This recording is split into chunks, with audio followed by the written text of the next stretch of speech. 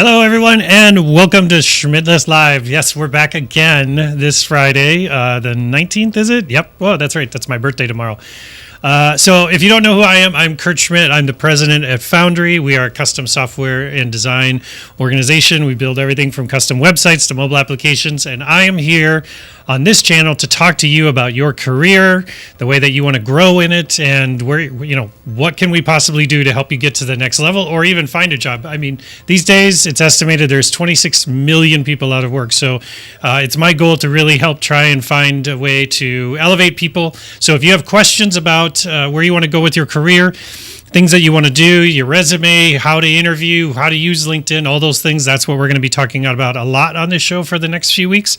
So today I am super excited because I have one of the top recruiters in Minnesota. He's been doing it for, 300 years, 400 years. I think it was the Middle Ages is when he got started. His name's Paul DeBettings, and he's here to join me today. Hey, Paul, how are you doing? Hey, Fred, it's good to see you again. It's good to see you. 300 years? Dude, I'm 12 days, 12 days from 50, not 300 years. That's true. Happy birthday to you a day early. Yeah, thank you. I appreciate it. Happy birthday 12 days early to you. So tell me about what you've been doing. You've been basically a kind of a independent recruiter, a consultant, these things the past few years. Where's your specialty? You focus on tech, right? So building teams. Usually software, product, digital, data teams, usually with startups, small tech companies who usually don't have a recruiting HR person on staff, or big companies who are now building a new group. Okay, got it. So let me start off. We had Laura King on earlier this week, and she was fantastic. I want to ask you, get your perspective on some of the same questions I had for her, because you've had a different experience working as a recruiter. So how should I work with recruiters? I mean, it's my understanding that I grab my resume and then I send it to you, and then you get me a job. Is that how it works? No. No, that's not how recruiters work? No. Okay. First of all, I help Foundry build their team. So let's actually do a definition if we can. Okay. You've got a corporate recruiter, a search firm recruiter, consulting firm recruiters. Okay. So like internal, like a Target or a Best Buy sort of recruiter, right? And then sort of like a team of recruiters, right? So if I am Foundry's recruiter, I have sort of one way of working. If I am Paul DeBettings, Minnesota headhunter, working in conjunction with Foundry, I'm going to work again a little bit different. Okay. And then if I am a consulting contract recruiter, it's actually still a little bit different then too. Okay. So because sometimes we get mixed up when we talk about recruiters, and the search firm, consulting firm recruiters, the third party recruiters don't always have the greatest of reputations. Is that right? Well, if you're a candidate, so that was your question, right? How is it different? Yeah, how's it different? My goal is to help Foundry build its team, and so if you're looking for a React developer, okay, whether you're working with 3 search firms or you're working with me, kind of as that like we did a couple of years ago, right? I'm going to be bringing you 2, 3, 5, 6 candidates. Mm-hmm. I'm helping you build your team. Now, I need to make sure that I'm being really transparent with my candidates, that you are not the only person I'm submitting. Like, I should be saying this to folks, really transparent, right? I call it, because I suck at poker. You'll know if I've got good cards or not, so I call it playing with your cards face up. Mm-hmm. I always let my candidates know, here's where we're at, here's how it's going, here's the process. I have 3 other people, here's how you compare to them. Like, I'm really honest about it. Yeah. But no, so when I'm getting unsolicited messages from folks who are saying, hey, like I'm a chief product officer. Well, because I got one about 2 weeks ago. There's a guy who's moving back from the Bay Area. Him and his wife are both from here. And he's like, hey, can you help me find a job? That's one of the rare times I immediately say yes. Okay. Because chief product officer from the Bay Area with a set of experiences that we don't have here in town. Okay. If someone sends to me their resume and they're like an SEO marketing specialist, mm-hmm. I don't always get back to them right away because, again, where my focus is, who my clients are, what they're looking for. I know I always try to get back to people, but it takes a few days. It could take a week. you experience this sometimes. I mean, I like you, and it takes me 3 days to get back to you. Yeah, sure. Well, the way Laura talked about it is that, I mean, you, just like you kind of mentioned, as a recruiter, you are retained or hired or whatever contract you have to Yep. get people for a specific position or a specific company or both, not that you're just a kind of catch-all sort of process, which I've seen people kind of react that way to recruiters before. So it's really good that we're kind of clarifying. So like if I'm just out of school, let's say I just graduated a boot camp, or I'm just out of the U of M with my CS degree, should I be contacting recruiters? Should I be what should I be doing with recruiters if I am not that very experienced Bay Area sort of person that's probably going to fit into places? When should I be engaging with somebody like yourself? So as a search firm recruiter or someone who works in that hybrid way that I do, it's okay to contact me. You don't need to contact every search firm recruiter in town, not Minneapolis, St. Paul, because if you think of the consulting firms here, a lot of them are already working with Best Buy, Target, United Health Group, fill in the blank. So you don't need to have 8 consulting firm recruiters, on your team. You need like 2 or 3 because we're all working with the same clients, or they're all working with the same clients. I think that to build relationships with a search or consulting firm recruiter is really important, because we're always thinking about, I'm looking for a job today, but you're also looking for a job 2 years from now and 5 years from now and 9 years from now. We live in a really large, small town, those of us here in Minneapolis, St. Paul, right? Really large, small town. So if I know Kurt Schmidt, if I know Casey Allen, right, it's not 6 degrees of separation. For me, it's like 1.2. And even normally, it's like 2.5. I'm making up these numbers, but it's relatively close to that. Yep. And so the idea is that you do need to create a relationship with someone, with a few of me. Mm-hmm. The idea being that we will hear of things like, one person may hear, hey, C.H. Robinson's looking for someone, Granicus is looking for a junior dev, Foundry's looking for a junior dev, Cloudburst is looking for a junior dev. Yep. So if you have like someone who specializes in Fortune 500 or enterprise groups, it's good to have one of those. If you have someone who's in the startup small tech company, it's good to have one of those. This will be funny for you, for everybody, I suppose, but me. We are one of the tools in your tool basket. We are not your only tool, and you can call me a tool. That's where I'm going with this. I was going to go there, but I'm going to make a note to circle back on that, Paul. To build a house, you need more than a hammer. You need a hammer and a screwdriver and a saw and all the other things. So if you're a junior dev, you need to be talking with a couple of search consulting firm recruiters. You need to be reaching out to corporate recruiters directly. You need to be reaching out to CIOs, CTOs, or maybe some smaller groups. Like, don't reach out to the CTO of Best Buy, right? But reach out to the CTO of that 110-person startup in your area. Mm-hmm. You need to be doing job alerts on Indeed, and you need to be looking at Dice, and you need to be looking at, in our case, Tech.mn here in Minneapolis as jobs are being posted. It is not my job to find you or anybody a job. I get paid when I get someone hired at a company, if it's that search firm sort of related thing. So that's why I have a handful of candidates. It could be more than that for a particular role. So what I'm hearing, Paul, is you're saying if you've got a specific job posting, reach out for that specific job posting. But if it's just in network, just make it about networking, not let me know when you find a job that fits me, because you're just waiting for, because again, like I've heard this sort of like that recruiters are just building up a big Rolodex and just pulling out because I'm imagining companies treat you that way too, right? Where it's kind of like, well, I'll bring you on and you're just going to bring your giant network of people ready to go with you, right, Paul?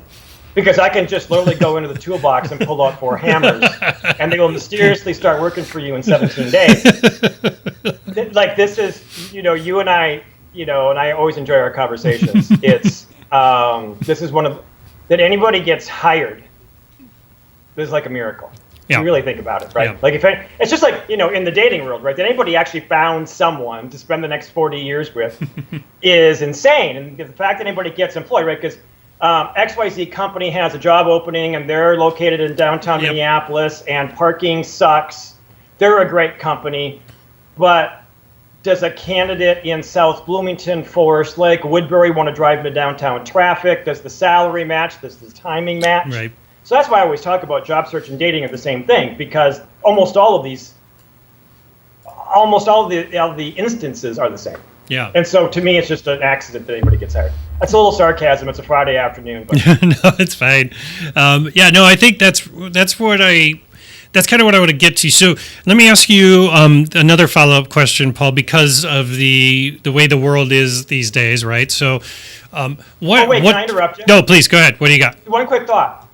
Back to the networking piece, if you're a junior anybody, if you're in tech. Yeah. Let's just say if you're a tech product or whatever, pre-COVID-19, if I'm at the JavaScript MN meetup at WeWork in Uptown, I expect you to walk up to me. Sure. You should walk up to me. You should, because I actually say, hey, if anybody wants to talk about job search, networking things afterwards, like, please come up and talk to me. Mm-hmm. But even if I don't, yes, you should. Like, I'm a huge fan of Winnie the Pooh, greatest philosopher ever. There's a quote paraphrasing, it's like, you can't stay in your corner of the forest, you have to go to them sometimes. Mm-hmm. Right. So that's job search, dating, recruiting. Sure. Like, you can't just stand here waiting for me to find your LinkedIn profile of a junior developer in Minneapolis. You can't do that. No, and you can't can't just like walk up and slip your resume in your bag and then sneak off at the JavaScript MN. We got to get to know each other. Like, again, this is like dating. Like, we gotta do awkward dance, get to know each other before we're ever actually going to be able to get to the part of, oh, hey, I've got something for you. Yeah. Well, okay. So to that point, and that's where I was kind of going with this, Paul, is that the whole meetup group, that whole thing. What have you seen change the most in the hiring interview process in the last few months since COVID and all the other things? What have been some of the significant challenges, but maybe opportunities that you've seen? One of the things that I've personally seen is that the hiring cycle is becoming much shorter. It's not so much people are putting out a job posting for, let's put it out for 2 weeks. Let's wait 2 weeks. Let's schedule first interviews, wait 2 weeks. Let's schedule second. Like, I'm not seeing that happen as much. I'm seeing it just kind of like somebody walking in on a Monday and saying, we need 20 people tomorrow. Get them. What are you seeing? What's the challenges and differences that you're seeing in hiring these days? So that was 7 questions. Your first one was what's changed. Every damn thing has changed. Okay. How I source, how I recruit, how I have phone calls or video calls, all the way through to someone interviews, hires, onboarding. Mm-hmm. Everything's changed. And I think that in part is why this has gotten a little more complicated, if that's the right word. Yep. Like, everything has changed. And some groups have figured it out very quickly and some groups have not. Some recruiters have found, corporate search consulting firm recruiters have figured it out fast and some of them have not. For years, I don't care how I don't care how we have a conversation. If it's at a meetup, if it's a video call, if it's a telephone call, but you know me, I'm on the high end of low maintenance anyway. So yeah, sure. If you want to get together at a coffee shop, take a walk, like, I don't care. So what companies are struggling with is, what some companies are struggling with is, this is still so new to them. Other companies, like you're speaking about, are their hiring, their time to hire has reduced. Mm-hmm. In part, though, I truly believe it's because we're working from home. There has been, for some people, for some groups, I don't want to say everybody. Sure, yeah. There have been some significant efficiencies created in this. Mm-hmm. It's also because, frankly, because now candidates, whether they're employed or unemployed, are also at home. They're not on the other side of the cube wall at their work, right? So if you or I find them on GitHub and we say, hey, can you do a phone call at 4 o'clock today? They're like, yeah, sure. Because they don't have to get a conference room. They don't have to worry about someone overhearing the conversation. Laura brought this up. Like, you don't have to fake a 2-hour lunch anymore. No. And then the other thing too is that I think even just the idea of this medium now, right, is it's a little more casual and laid back than it used to be, right? We used to be so concerned, like, yes, you should wear that shirt and tie if you're interviewing with Fortune 500 company. Now it's, if the baby cries, the dog barks, the kid walks by, the spouse says, hey, honey, we don't care. Yeah. And thank God for this. Finally, we have gotten to the part where, because let's be frank, okay, maybe you and I look really handsome on video. Most people Right, the lighting sucks. Like, I actually figured out my lighting here because that's my dining room back there. But this is my I have 3 big windows here. The lighting is amazing. Yeah. But if I do it this way towards these lights, I look like a ghost. Like, I'm like, you're like, Paul, are you feeling okay? But now so we can do this faster. We don't have to wait days. We don't have to wait the week. Okay. The other thing is that companies' hiring process, I'm going to stereotype, companies' hiring process generally were already too freaking long. Yeah. Like, insane. And then they're wondering why it is they're losing candidates or why it is they can't, a corporate recruiter can't keep somebody engaged, involved. Man, so many things are changing now. I really hope we don't literally go back to that's right. Well, that's the next part of my question, Paul. I'm doing good. I just leading you right into your own question. You're doing great.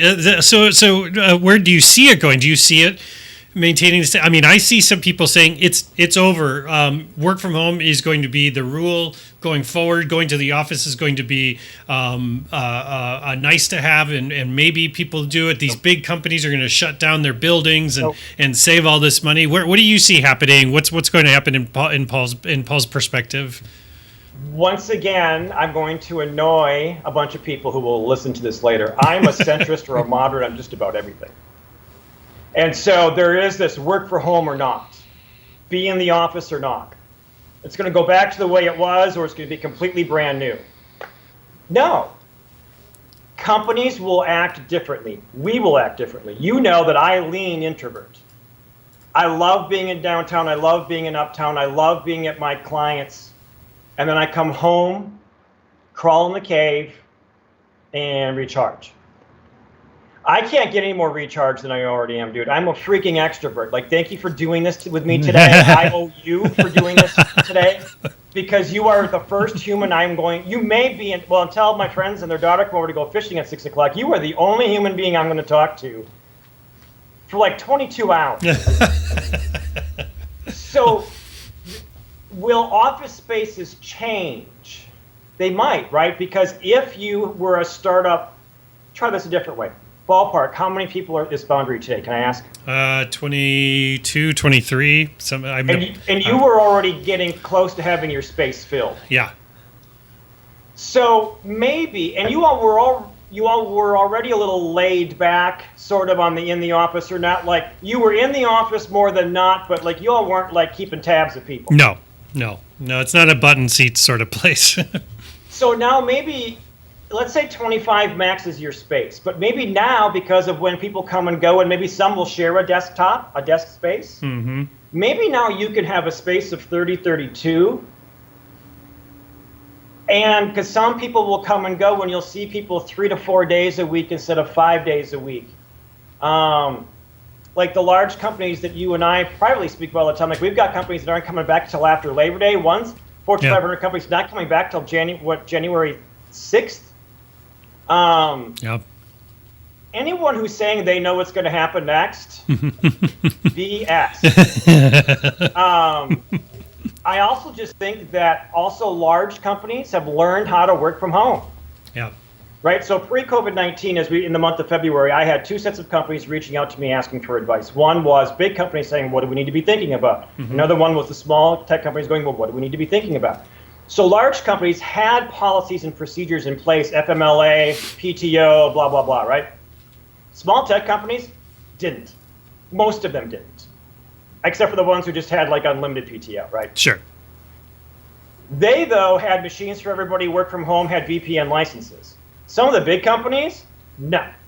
Like they were like, oh, or like consulting firms who have, 100 consultants out on at clients, and they've got a team of 12 in the office, but they only had 5 VPN licenses because everybody comes to the office every day. Right. This is going to be a choose your own adventure book. We are going to find that people, me being one of them, I can't work from home any more than I already am. I'm going to go freaking bonkers. And I'm an introvert. Sure. I need people interaction. I need to see my clients. I need to see my people more than I have over the last 3 months, which is, well, not at all. Some people have fantastic work from home experiences. They've got the right office, they've got the door shut, maybe they don't have kids or dogs running around. But some people don't have great home lifestyles to begin with, and maybe they're not in a great relationship, and maybe just how they're wired, they need to be around people a lot. And so I think companies are going to evolve and change a bit for sure. Yeah, but that makes a lot of sense. This one paintbrush fits all thing, yeah. Okay. So I want to move on to I want to talk just a bit about resumes, because you have probably seen a million in a lot of bad ones in your career.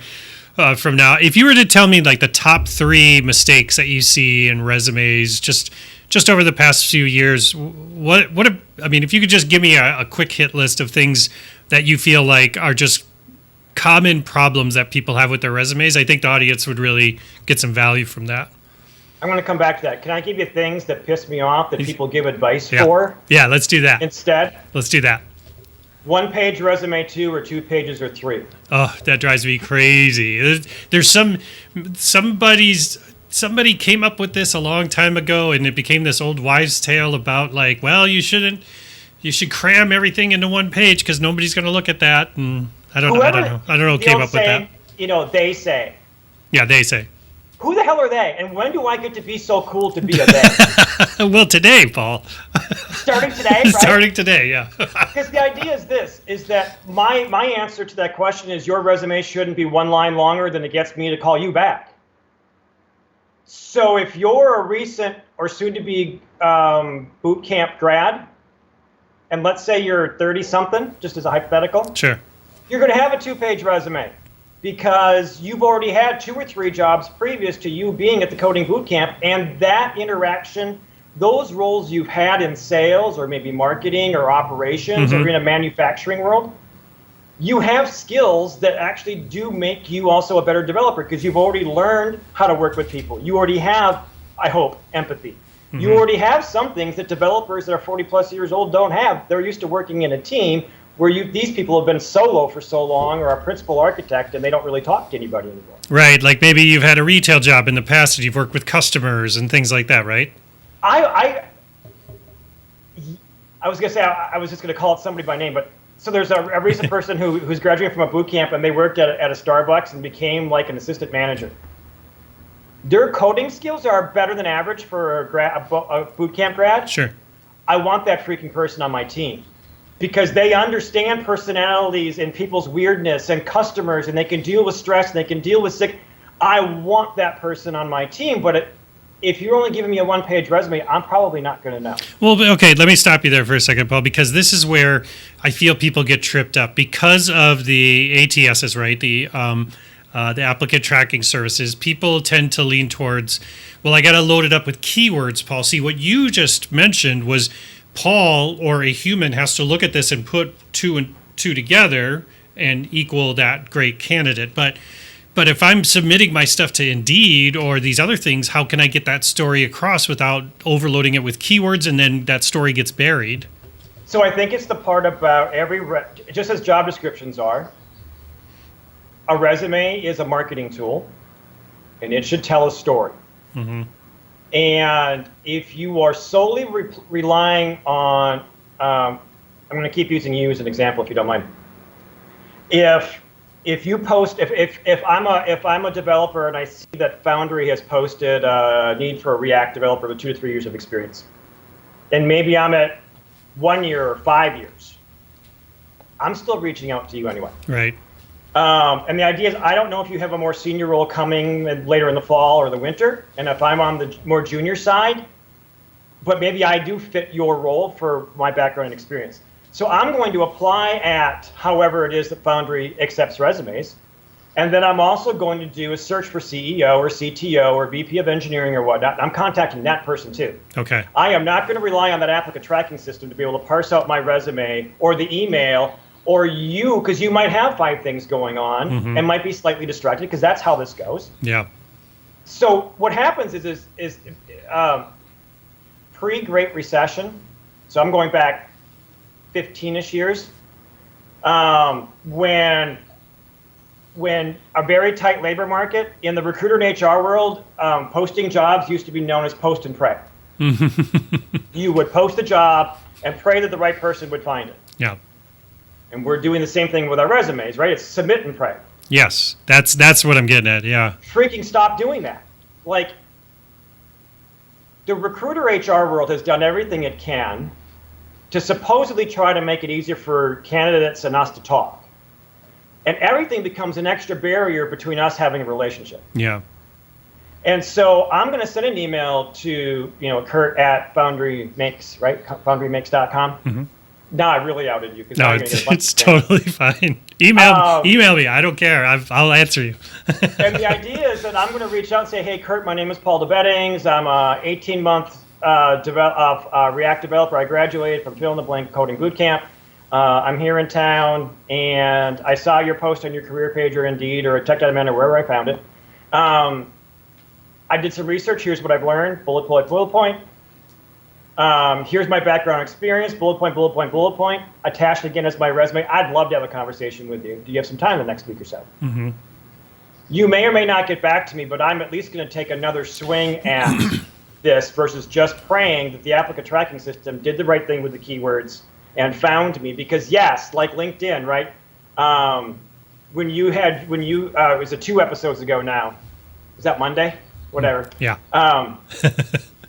It was, so on LinkedIn, like LinkedIn really does matter, keywords, buzzwords, acronyms. Like, you should have AWS and Amazon Web Services. But I'm not a robot. And yes, there's some weird algorithm that I don't think anybody's ever figured out, that how do I be a real person and still have the content that will help you find me? Right. You can't thread that needle. There isn't a perfect answer to this.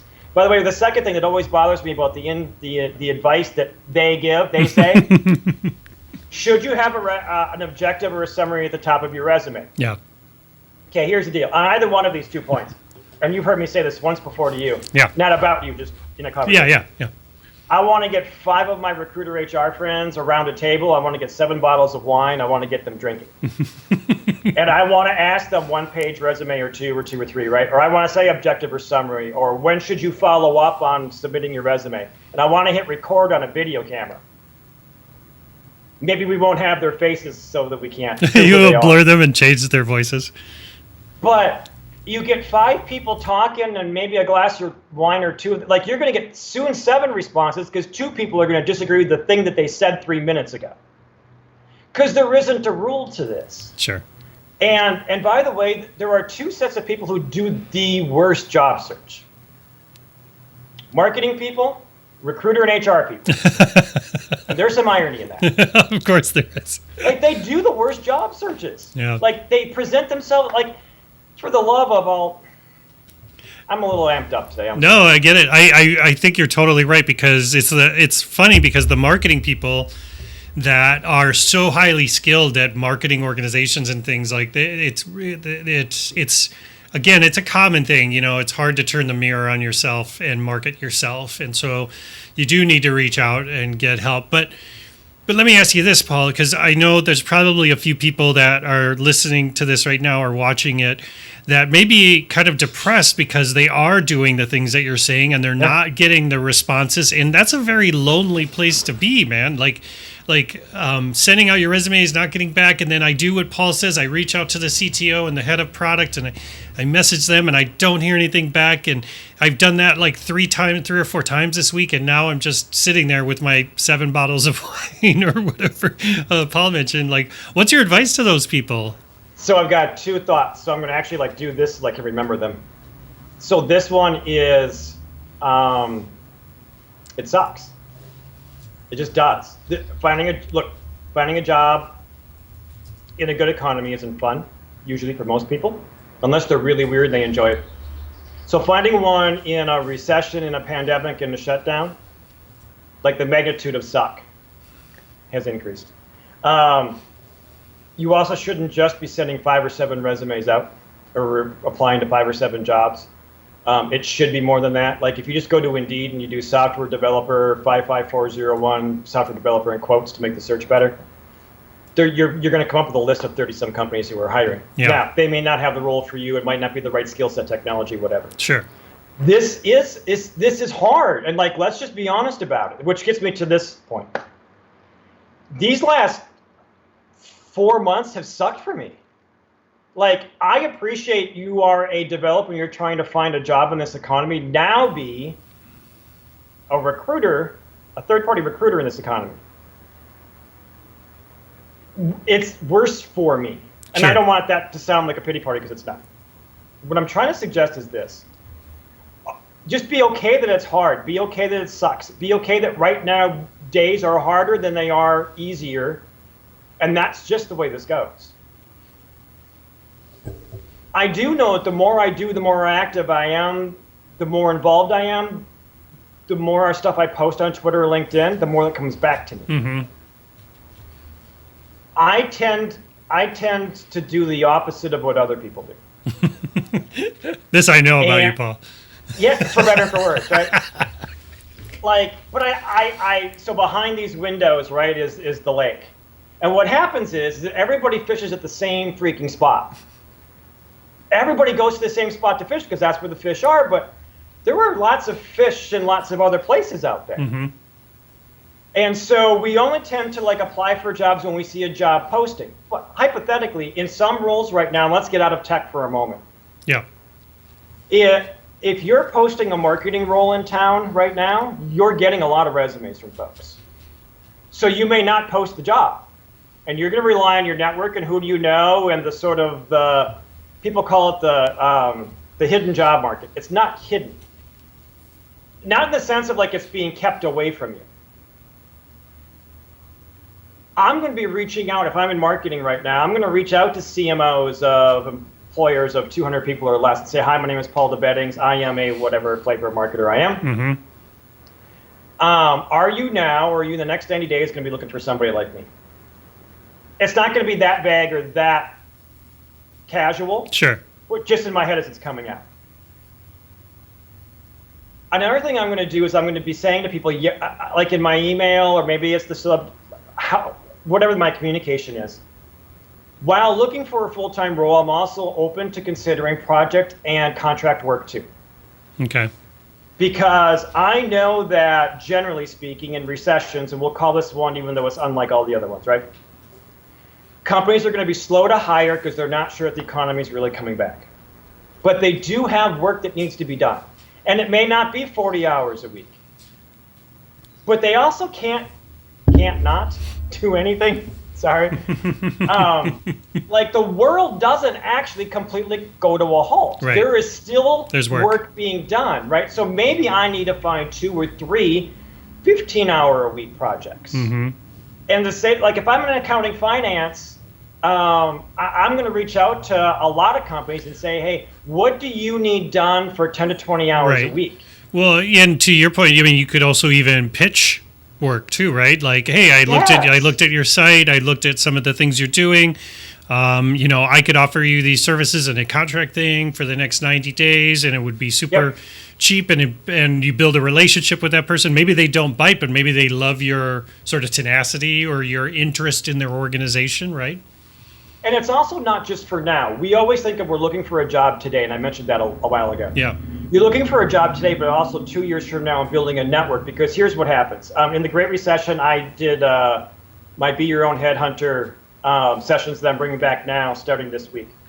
And there's a particular photo, I'll need to update it, but it's like really crappy 16-foot Lund boat with a hole in the bottom of it rotted out next to the lake. And then there's like super cool looking cruise, like 50-foot yacht. Yeah, sure. That is people's networks. Most people have, can I swear? I haven't sworn yet. You swear all you want, Paul. Most of us maintain a really shitty 16-foot Lund boat with a hole in it strapped on shore as our network until the shit hits the fan. Yep. And then we're trying to build a yacht. How about you just maintain a yacht year-round? Because no one saw the Great Recession coming. We knew there was going to be a slowdown, right? Spring of 08, summer of 08. And it was going to be a shallow, short recession. And then Lehman happened in September of 08, and the world freaked out. No one saw COVID-19 coming and more than 2 months in advance. Yeah. This is proof that you cannot afford. I'm going to do another double negative. You can't afford not to maintain your network. And the Great Recession also taught us that companies will do what it needs to. An entity will do what it needs to do to keep shareholders, investors happy. If we think of some of the startups here in town who are really consumer driven, fantastic groups who have let 30% of their company go. So it's not just like the overpaid, underperforming people got let go. Really talented people got let go. Yeah, a whole group. So you can tell by the look in my. No, I get it, Paul. I get it. Hold on. Go ahead. One more. Let me rant. Go ahead. Rant some more. It's good. It's good TV. When we're gonna fix, there's a leak in our roof. What do? We fix it. Our car needs a repair. We fix it. Something is broke. You get some super glue and duct tape. If you need to go to the doctor for your checkup, you go. Unless you're a dude, maybe you wait a little too long, but you still go. We do not maintain the thing that pays for all of those things, and it's called our job and our career. Like, you can't. Man, we got to do better at this. Yeah. Well, that's one reason why I'm doing this show is to really help push people to get better at that stuff. So I have a question, Paul, that I want you to take. So this comes from Jamie. How is the best way to network now in these crazy times? So Paul, I've got lots of opinions about this. I'm sure you do as well. But Jamie wants to know what, during right now, what is, since I can't go to the JavaScript MN or I can't go to Network After Dark or whatever those things are, what are some great ways that you found to keep that network going? So, again, it's a reminder that you should have been, not Jamie, people in general, should be doing this all the time anyway. Starting a network right now is really difficult. Let's get that out of the way because it's just true. Yeah. But I am going to go back and watch the JavaScript meetups from last summer and early winter because there's the content's still current. I can still learn something. Or like the Minneapolis DevOps meetup. I'm going to go back and then I'm just as if I had been there in January of 2020. I would have walked up to that person who gave the presentation and said, hello, and my name is, and I'm a junior dev about to graduate from a boot camp, and what would you do if you were maybe looking for a job? I can still do that because I just listened to their presentation on YouTube, and now I'm going to find them on LinkedIn and send them an email. Let's not, while this is different, the networking piece, this virtual networking piece, let's also not make it seem like it's never. Kurt, you reach out to people all the time that you don't know virtually, regardless of an economy. Yeah. Yep. A salesperson does this for like salespeople. This is no different, right? But when you say reach out, where are you reaching out? Am I emailing them? Am I on LinkedIn, Twitter? What am I doing this? Yes. So the idea is that I think what happened. I think why I'm stuck on this, and this isn't like, it's not like a meteor's coming between us and the moon. Different. It's not Armageddon. No. So I am going to go back to the people who are running the user groups in town and the meetups in town and saying, hi, my name is, and can you give me some advice? I'm going to find the people who've spoken at Minibar in years past and reach out to them. I am going to reach out directly to people who I'm finding on LinkedIn. I'm going to be probably a little more direct about it. Yeah. I'm probably going to do more in the sense of I've got more free time now. I'm assuming they have a little more free time to receive such messages, right? Because you and I are now not in an office distracted 50 hours a week. Yeah. Right. We have time to do this on a Friday afternoon. Mm-hmm. Well, and to that point, I think it's important to realize that I think what I'm also hearing you say, which I totally agree with, Paul, which is you've got to do more research. You spend that time you weren't doing driving to those meetup groups or those things where you're doing that, in-person networking, spend that time, doing that research on that company, on those people, and then reaching out to them and saying, hey, I saw this thing on your blog the other day that really spoke to me and I thought it was great. And I'd really love to work for a place like your organization. What, to your point, are you hiring somebody like me in the next 90 days, right? So doing that research, I think, to what you're kind of saying, Paul, I think that makes a big difference. I have two quick side notes, funny story squirrel moments for you. One is, and I can't do anything with them, at least not at this moment, unless someone who's listening to this is hiring like a chief security architect in Minneapolis, St. Paul. I have a person for you. So today's the 19th, mid last week. I get an email from a guy. No, it's a message on Instagram, private message on Instagram from a guy I don't know. And apparently he had started following me on Instagram, doesn't post that often because I would, again, when I would be attending like a JavaScript meetup, I'm doing the hashtag MNTech for Minnesota Tech.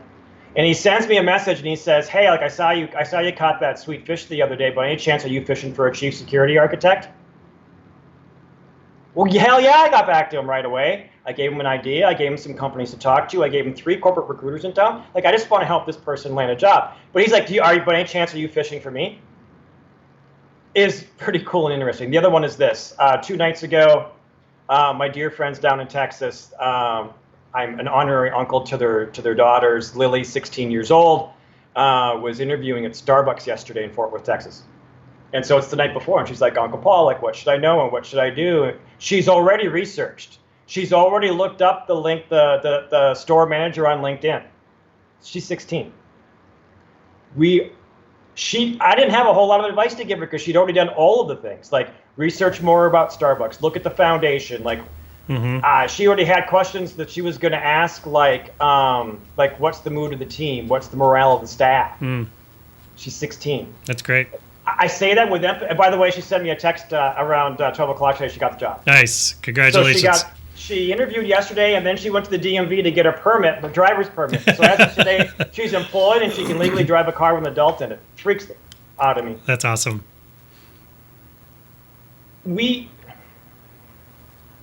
A lot of people in the tech world that you and I hang out with, tech, product, digital, data, we wait for a corporate or a search firm recruiter. Like so many people say to me, like it's Twin City Startup Week or at Minibar. Yeah. The way that I usually find my jobs is that somebody like you, Paul, contacts me on a day when I am most pissed off at my current boss or employer. So I answered your message, and that's how I'm in the role today. There is such a lack of career planning with most people. You and I have had conversations. I don't even know how many conversations, how much advice you've given me. But you know that I've had this ongoing dialogue with a number of my friends in town. How do I continue to be a respected, involved resource as a tech recruiter in our town for another 15 years? Right? I turned 50 in 11 days, 12 days. Damn. How viable is the word I'm looking for? How do I maintain as a viable recruiter in our town for the next 15 years? I love what I do. I don't want to do anything else. Besides, I can't move because I've got Minnesota in my name, and I shouldn't stop being a recruiter because I've got a headhunter in my name. That's I'm true. kind of boxed in. You right? are boxed in. But how do I maintain my credibility? How do I maintain as I think about this probably once a month for at least an hour. Yeah. Like I set up time. How do I do? We all need to be doing this. If you're a developer, what is the next skill set technology I should be learning? If I'm in product, like what are the cool companies that just got funded? And how can I get to know those people? Yeah, because they don't need me. They don't need a principal designer today, probably, but they will in about 6 to 9 months. Mm-hmm. But what happens is we are so reactionary on this. Yeah, we drive by the hood of the car. And I get it because we're busy. We've got kids, and I get it. But at the end of the day, this is what pays for everything else. And then this happens out of the blue. Yeah. All And right. everyone keeps on saying this will never happen again. There's going to be another I that know. will never happen again. I know. All right, we got to get to a couple more questions, Paul. So our good friend Casey Allen has showed up. Hi, Casey. Thanks for joining us. He says his question is: besides applying and networking, what can job hunters be doing now in their spare time so that recruiters say "Wow" when we talk about it? So myself as a person who's applying and doing the networking things, what are other things I can be doing in the meantime that are going to make me even more attractive to? So I know that not everyone's going to listen to this is going to be in the tech space. And I'm sorry I keep giving tech answers, meaning because that's what I do. But if I'm assuming that if I'm a developer, a software engineer, a designer, I have a product, a project, a side hustle, something, passion project that I'm working on. I have more free time now than I would like to have.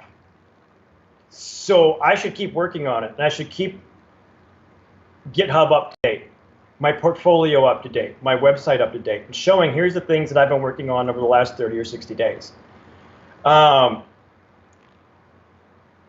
more of a fan of learning more of what you already know, but do start flirting with picking up another skill set or technology. Like, go learn some Python. Right. Go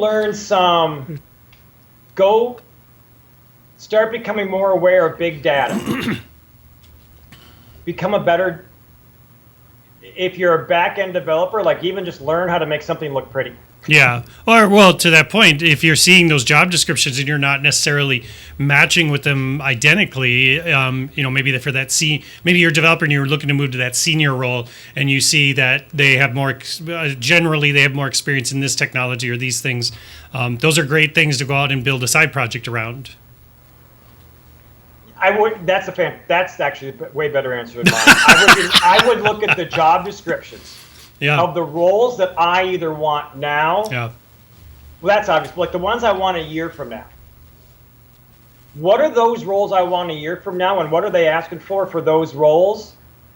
I'm going to start doing that stuff now on my own. Yep. That's fantastic. Well done, Kurt. Thank you. That's what I'm here for. Okay, we got one last question here, and this one comes from Casey as well. So, Paul, what advice would you give a programming bootcamp grad or junior developers in general for job hunting this year? I think we covered a lot of ideas here, but specifically, let's talk about those people that are junior developers or bootcamp grads. I think we gave a lot of good advice here, but Paul, specifically, if you were sitting across from one of these new graduates, what would you say? I'm doing it on Monday. I'm doing 3 meeting with some students virtually at Prime Digital Academy on Monday.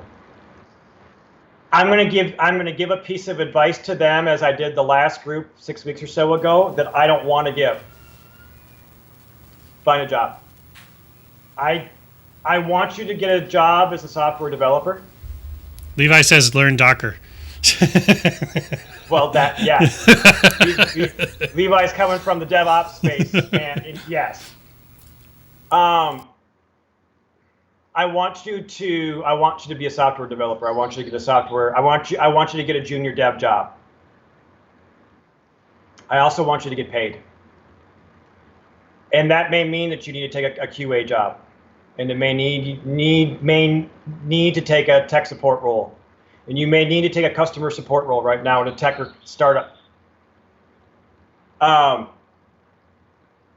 I'm frustrated because I'm seeing the advice giving of like, you got to do these things to find that first dev job. This is a funky time, and depending on how long this funky time holds for, not every company or industry or region is going to come out at the same pace. Yeah, there's no rule book. No, and so the idea is this: I need you to get a paycheck so you can survive your way through this. Right? Like, this isn't about pride and ego, and this is my plan. Because, by the way, my plan was I was going to fly out Sunday, and I was going to go to France for 2 weeks to celebrate my birthday.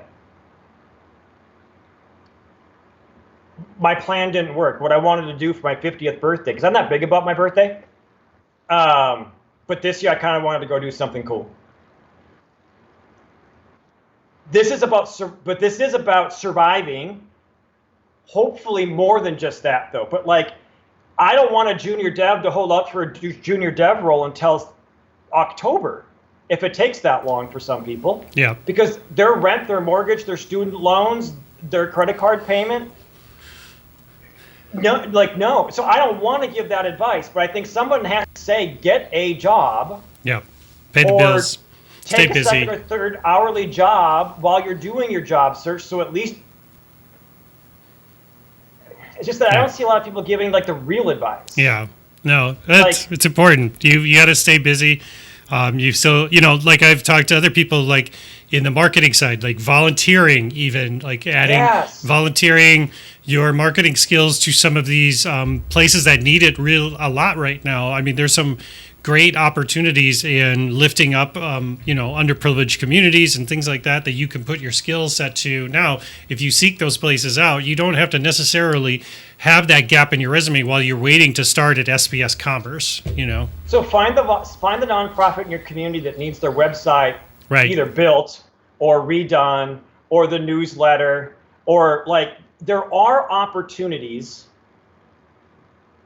that while you're doing your job search, you can still be doing work product. Again, you got your side gig, your hustle, your passion piece. Find a nonprofit. Yep. There's and I'm not going to be able to find it fast enough, so I'm not going to try. Maria Plessel here in town, executive director of Ministar, every day on Instagram. There's now a new app that gives us up-to-date info on what organizations in Minneapolis and St. Paul need what goods, services, or volunteers post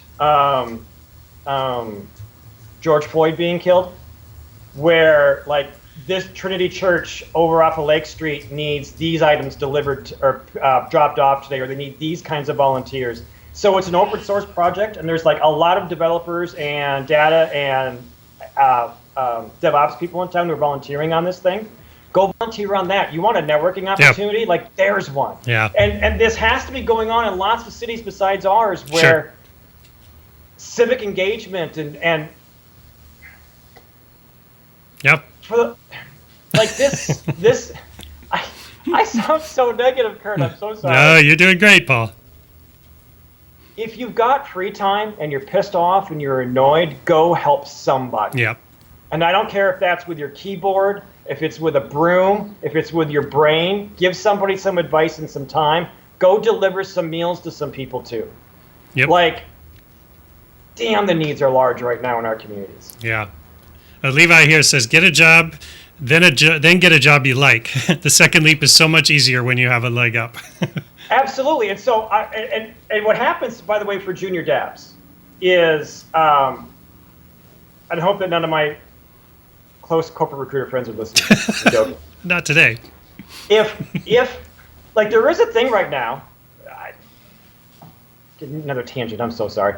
I've had some corporate recruiter friends say that they have some concerns in hiring right now, that they are going to be hiring people that don't really want to be there. They're just looking for a job. Mm-hmm.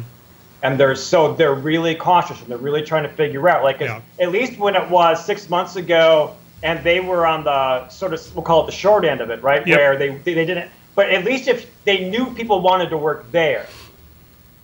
Now some employers are concerned, and a lot of corporate recruiters are saying, like, well, we don't know if they just want to be here, they just want a paycheck. Sure. So the tangent to that is this. If I'm going to go get a job, if I've now taken Paul's advice, I'm also now not going to stop networking. I'm also now not going to stop talking to people in the industry, because I may have this job for the next 12 to 18 months, but I need to be preparing myself for 18 months and a day. It also may be that the company that I go to work for today may also have a hiccup at Thanksgiving. This is what I'm saying is I keep coming back to that idea of the two boats. You can't have the hole with the rotted out bottom in it in your network. You got to stay prepared. Lifetime Fitness, right here in town, corporate headquarters, is letting go, 250 from the corporate office. Mm-hmm. They've been employed this whole time. I mean, I think they've had some salary caps and things, but like a lot of people there thought, great, we made it to the opening of the economy or the opening of fitness clubs. And now the rug got pulled out from underneath. Yeah. A lot of people thought they were safe. This is, like, I'm not gloom and doom, you know me. Like, my glass is half full and things are great, and the Gophers are going to go to the Rose Bowl if college football happens this fall. Of course. I am super optimistic. This thing is bonkers. It is, yeah. And by thing, I mean this world, what's going on. Like, and by the way, there's also a lot of opportunity out there, too. Like, through this stuff, I don't mean to call George Floyd's killing stuff, but there is opportunity to be had. There are ways to help groups and ways to get involved. And it's like, this is my quick socioeconomic thing, if I may. We keep talking about let's rebuild Lake Street. Let's do more than that. Like, let's not just rebuild these buildings, but let's help these communities thrive. Let's not just help them get by. Let's not just let them get back to where they were. Right. Let's take them to the next level. For F's sake, there's let's just not go back to where we were 6 months ago, 3 months ago, 5 weeks ago.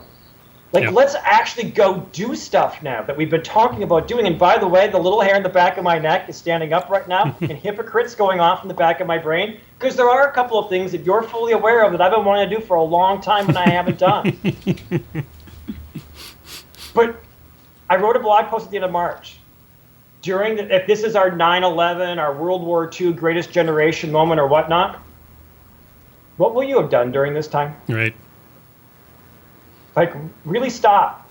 Think about, what did you do during this time? And if you just sat on Facebook and bitched and complained about politics, I'm sorry, but you're part of the problem. Yep. And so there's time. There's still time. The rest of this year is likely going to be pretty funky. Yeah. Yep. And so the needs in our communities, again, speaking for Minneapolis, right? Lake Street, Broadway North, Midway area, they don't just need food dropped off today. They're going to need food dropped off for the next 6 months until those grocery stores get back up and running again. Like, these things aren't the media has gone away. Yep. But now it's time to get to work.